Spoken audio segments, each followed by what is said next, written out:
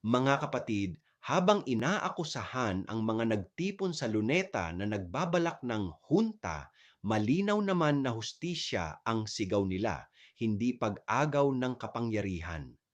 Ang mga balitang may gustong magluklok kay Sara Duterte, hindi galing sa luneta kundi sa mga retiradong general na matagal nang nag-aabang. Sa ating pananampalataya, ang paniningil sa katiwalian ay hindi kapantay ng kudeta. Ang bayan ay humihingi ng liwanag dahil sawang-sawa na sa pagnanakaw sa kaban ng bayan, hindi para magtayo ng diktadura. Mga kapatid, ang tunay na panganib ay hindi ang protesta, kundi ang mga nagbabalak maghari ng walang pahintulot ng taumbayan. Ako si Padre Jesse Galilea, may pusong Pinoy. Kasama mo sa pananalig at pakikibakang panlipunan hanggang sa muli mga kapatid.